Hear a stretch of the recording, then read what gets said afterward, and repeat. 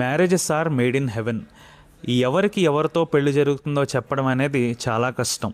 ఒక జాతకంలో వీళ్ళకి ప్రేమ వివాహం జరుగుతుందా, లేకపోతే పెద్దలు కుదిర్చిన వివాహం జరుగుతుందా, ఇలాంటి విషయాలు చెప్పచ్చు. కానీ ఖచ్చితంగా వీరితోనే వీరికి వివాహం జరుగుతుంది అని చెప్పడం అనేది కొంచెం కష్టం. కానీ అది సాధ్యం కాని పని అయితే కాదు.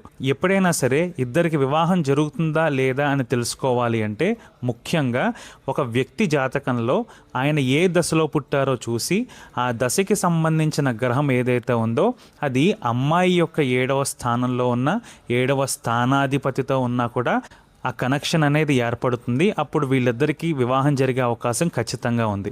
అలాగే అమ్మాయి ఏ దశలో అయితే పుట్టిందో ఆ దశకి సంబంధించిన గ్రహము అబ్బాయి జాతకంలో 7వ స్థానంలో ఉండడం కానీ 7వ స్థానాధిపతితో కలిసి ఉండడం కానీ ఉంటే కనెక్షన్ అనేది ఏర్పడుతుంది. ఇది రాశి చక్రంలోనూ చూడొచ్చు, నవాంశ చక్రంలో కూడా ఖచ్చితంగా చూడొచ్చు. ఉదాహరణకి అమ్మాయి చంద్రమహాదశలో పుట్టింది అనుకుందాం. చంద్రుడు అబ్బాయి జాతకంలో 7వ స్థానంలో ఉన్న 7వ స్థానాధిపతితో కలిసి ఉన్న కనెక్షన్ అనేది కుదిరింది. అలాగే అబ్బాయి కుజ మహాదశలో పుట్టాడు అనుకుంటే కుజుడు అమ్మాయికి 7వ స్థానాధిపతి అయిన 7వ స్థానంలో ఉన్న వీళ్ళిద్దరికీ కనెక్షన్ కుదరడం వల్ల మ్యారేజ్ అయ్యే అవకాశం అయితే ఉందని చెప్పచ్చు. అయితే కేవలం దీన్ని బట్టే ఖచ్చితంగా వీళ్ళకి వివాహం అయిపోతుందని చెప్పడానికి లేదు.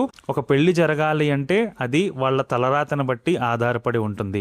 ఎవరికైతే మ్యారేజెస్ అయ్యాయో వాళ్ళు చూసి ప్రయత్నం చేయండి. ఒకవేళ కనెక్ట్ అయితే కామెంట్స్లో తెలియజేయండి.